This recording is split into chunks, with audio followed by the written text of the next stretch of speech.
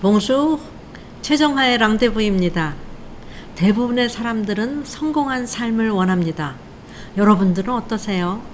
그런데 누구나 성공한 삶을 살 수는 없습니다. 이것이 바로 현실이지요. 여러분은 성공의 반대가 뭐라고 생각하세요? 아마도 대부분은 실패라고 생각할 거예요. 어떤 일에 대한 결과는 성공일 때도 있고 성공이 아닐 때도 있습니다. 물론 실패로 끝날 때도 있을 거예요.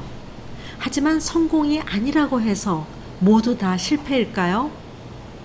성공의 반대는 아직 성공하지 못한 것일 뿐 실패는 아닙니다.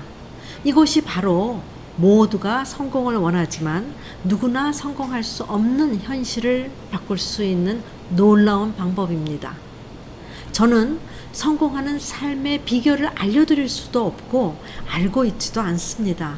다만 제가 알고 있는 것은 성공한 사람들에게는 분명 그들만의 특별한 습관이 있다는 것입니다.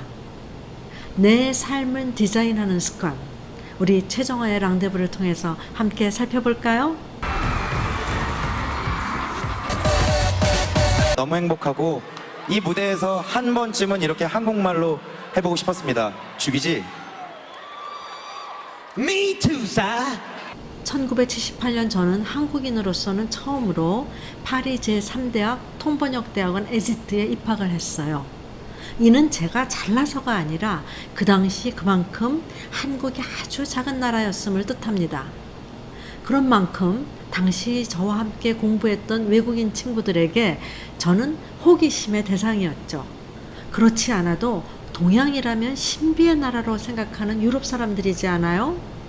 이런 상황에서 저에게 새벽부터 밤까지 올인해도 벅찼던 불어 공부를 도와준 친구들이 있었어요. 저는 이 고마운 친구들에게 무엇인가 고마움을 표하고자 제 방에 초대해서 서툴게나마 불고기와 잡채를 만들어줬어요. 친구들은 난생 처음 먹어본 한국 음식에 흠뻑 빠졌고 처음 해보는 젓가락질은 서툴렀지만 아주 흥미를 느꼈죠. 내친김에 식사 후에 화투를 가르쳐 줬는데요. 친구들은 이 화투의 재미에 푹 빠져서 화투가 치고 싶을 때마다 저를 찾곤을 했습니다. 한 번은 한 영국인 친구 부모님이 저와 화투치기를 원한다기에 누구나 다 원저랑 치고 싶잖아요. 저는 맨체스터로 원정을 갔어요.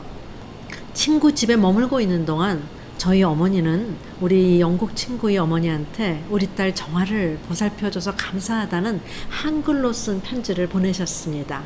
그런데 처음 받아보는 이 동양의 편지를 돌려보면서 아주 신기해하고는 가족들에게 제 친구는 중국어 편지라고 말하는 거예요.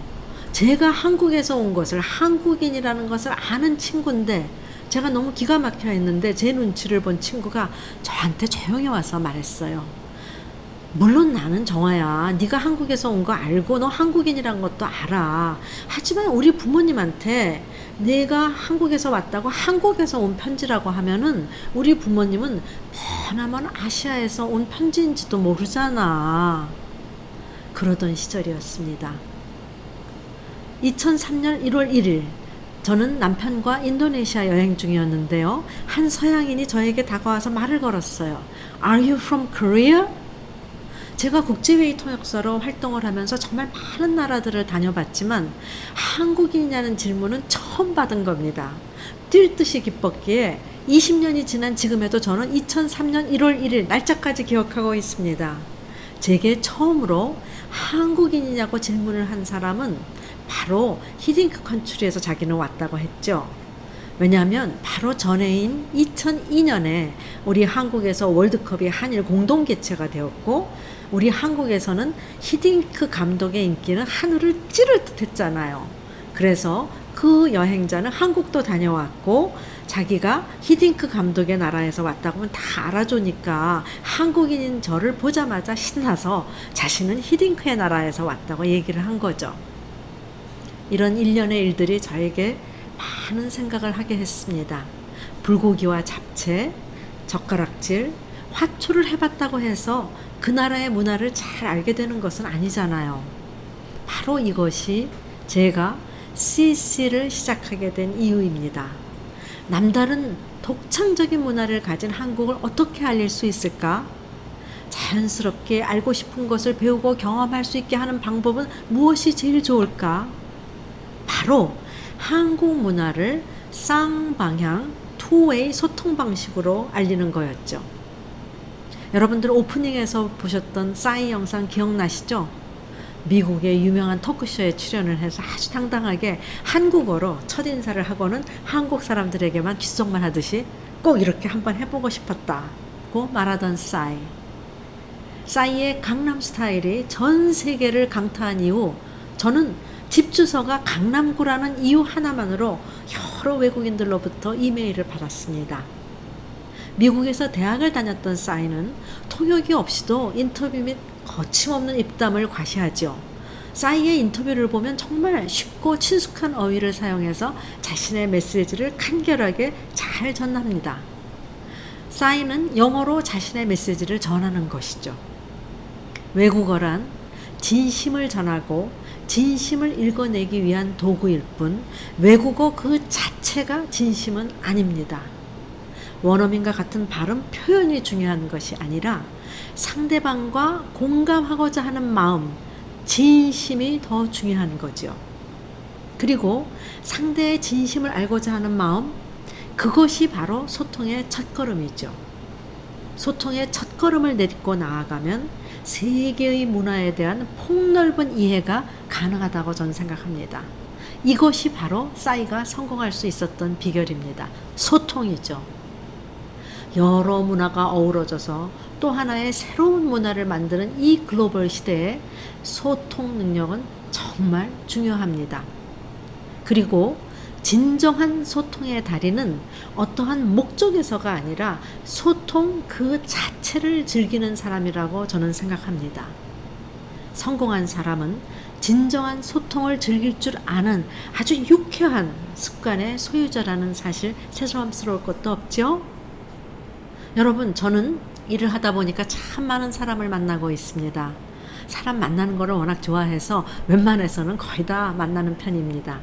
CC를 설립한 후 또 문화소통 일을 하다 보니까 만나자는 사람도 많고 또 제가 만나야만 할 사람도 갈수록 많아집니다. 만날 사람이 많은 날은요, 아침잠을 더 줄이고 시작합니다. 꼭두 새벽에 저는 하루를 시작하는 겁니다. 하루의 일과는 국내외 뉴스와 신문, 방송, 인터넷 검색으로 시작을 합니다. 인터넷 검색을 할 때에는요, 오늘 만나야 될 사람에 대해서 사전조사도 함께 합니다.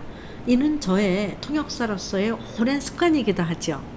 근데 꼭 통역을 하지 않더라도 내가 만날 사람에 대해서 미리 알아보는 거는 철저하면 철수할수록 또 미리 상대에 대해서 많이 알면 알수록 상대의 문화를 알면 알수록 그 소통은 자연스럽고 원활해지기 마련입니다. 한번 생각해 보세요. 처음 보는 사람과 단둘이 만났는데 그의 이름 석자 외에는 아는 것이 없다? 얼마나 그 자리 난감하고 어색하겠어요. 제가 알고 있던 문화가 아닌 새롭고 다양한 문화를 체험하는 것, 마음을 열고 상대의 문화를 받아들이는 그 자체가 바로 소통이 아닐까요? 그리고 이러한 소통은 나만의 습관, 나만의 문화를 만들어 나가야 가능합니다. 나만의 생각, 나만의 가치, 그리고 나만의 고유의 아우라, 이러한 것들이 바로 나만의 습관이며 이를 통해서 우리는 나만의 문화를 만들어 나가고 있는 것입니다.